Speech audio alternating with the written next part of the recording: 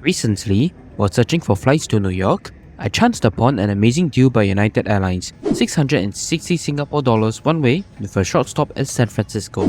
That was a pretty awesome deal that's hard to pass up, considering that I'm flying during the December peak travel season. So let's give United Airlines a try as we review the longest flight in its network from Singapore to San Francisco. We'll show you exactly what you can expect when flying on this pretty controversial airline and see if United is able to put up against its Asian competitors on transpacific routes like this. So do stay tuned to the end and we'll find out. Welcome to Short Transit. We are a small group of passionate travelers based in Singapore. From our tiny red dot, we aim to bring you along on journeys around the world, mainly focusing on Asian travel. Stay tuned for more independent and informative trip reviews like this one. We just started our quest to fly on every Asian flight carrier, so if you really like our videos and would like to help us grow, do give us a like and subscribe to our channel. And do visit our Patreon in the link below if you would like to contribute financially for some perks. Thank you. Hello and good evening from Singapore Changi Airport, and I'm here at Terminal 2, where United operates from.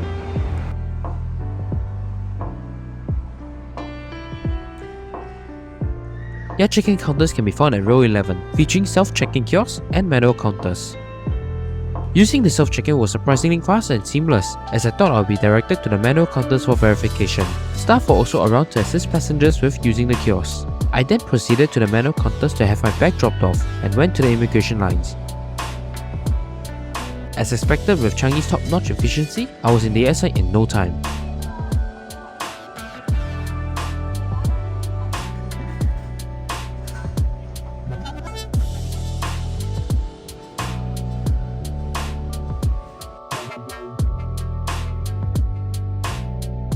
After exploring the magnificent transit area of Terminal 2, it was time to head to our gate. Our flight today is departing from gate Echo 22. Do factor in sufficient time, as Changi does the security checks at the gate for Terminals 1, 2 and 3. Taking me to San Francisco today is November 259982, a 4-year-old Boeing 787-9. United Airlines has 41 of these planes. Not long later, it was soon time to board, quite excited to see what it's like inside.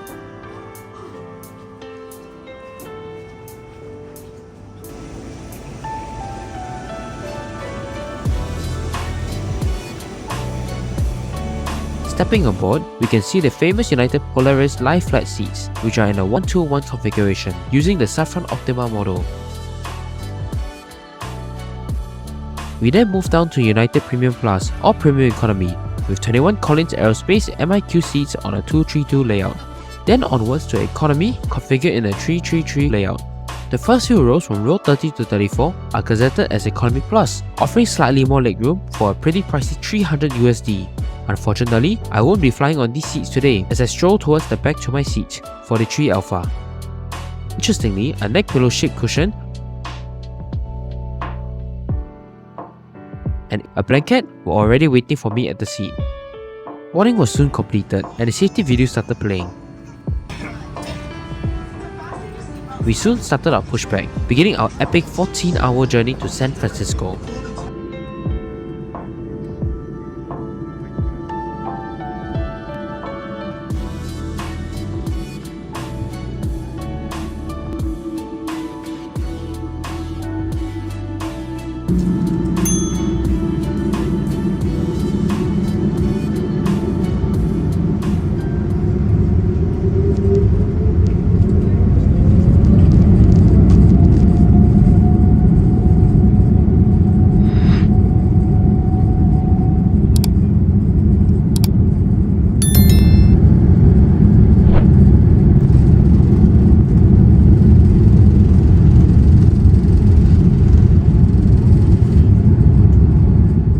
Now that we're airborne, let's talk more about this route, shall we?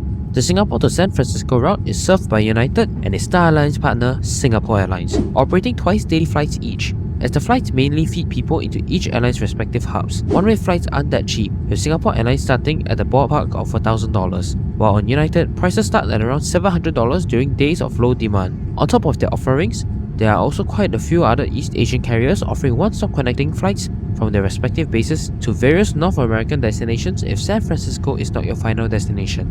Now that we're in the air, let us take a closer look at our seats here in economy class. The standard economy seat offers 31 inches of pitch, which is okay for me at a height of 1.8 meters. We've also got a modern entertainment system at the back of every seat, which we'll explore in a bit.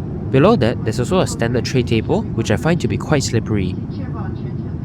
In the top seat pocket, you'll find a safety card, a menu to purchase additional food,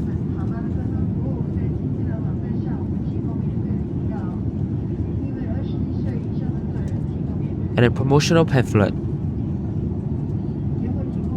A universal power outlet can be found underneath the seat, with an additional USB port underneath the entertainment screen. The seat also has an adjustable headrest that can be moved up and down and by the sides.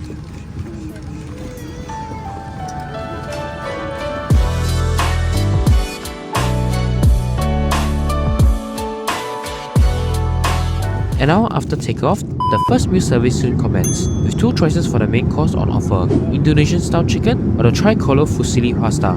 I went for the chicken option, which comes with a barley, mint, and red capsicum salad as the appetizer, the standard bread and butter, and a rotating sweet dessert, which turns out to be a pack of Oreo cookies, a very unusual offering.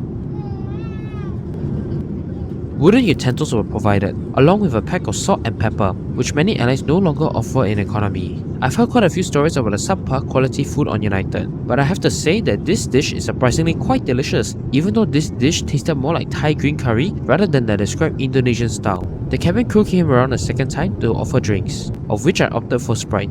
Something I like about United is that they give you the whole can instead of pouring it into a small cup. Overall, a great first meal service that greatly surpassed my expectations. After that scrumptious meal, it's time for some in-flight entertainment. The system offers a vast selection of movies and TV shows with many categories to choose from. Some audio selections as well as the game selection were also available. There's also a section providing real-time weather updates as well as a sleep station page, which I found amusing, offering soothing audio for 4 categories meant to assist you with sleeping.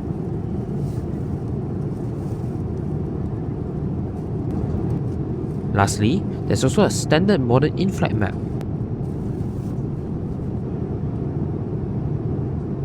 You can also connect to the in-flight Wi-Fi for $8 for Mileage Plus members and $10 for other passengers. I soon got into a full coma and fell into deep slumber. I woke up a few hours later and made a beeline for the lavatories. I found the lavatories pretty standard with only the usual amenities.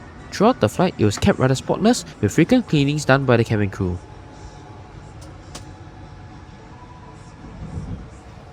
I also used this opportunity to check out the galley, which had a self-service snack bar prepared by the crew. Bottles of water as well as snack packs were available for passengers. Later on this flight, I found even more Oreos offered too. Soon enough, about 6.5 hours after takeoff, the crew came around serving refreshments, featuring a snack pack consisting a bar of Kit Kat, a muffin, and a choice of grilled pepper sandwich or a chicken teriyaki sandwich. The crew also offered drinks, which I opted for a cup of orange juice this time round. I got the chicken sandwich, which unfortunately was a little disappointing in contrast with the first meal, with the chicken dry and rubbery. I soon slept again and was woken up when the lights turned on for the last meal service, breakfast. 2 options were offered again, a braised chicken option and a turmeric rice option.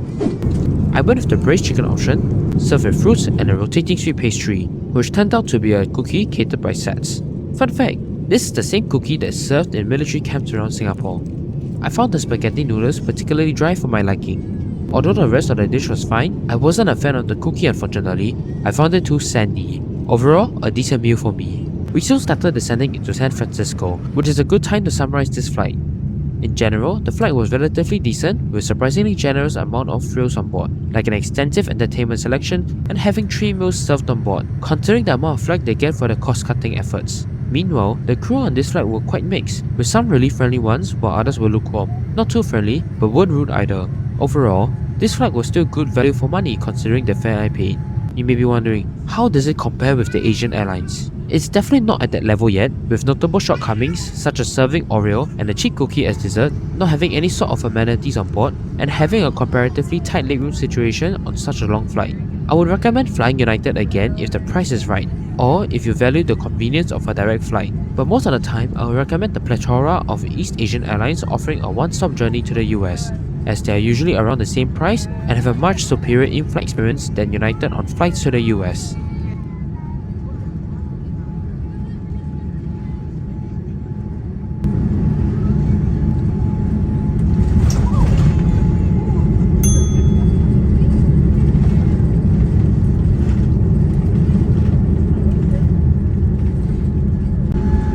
With a smooth landing and early arrival here into San Francisco, we'd like to be the first one to welcome you to San Francisco with the local time here is approximately 8:08.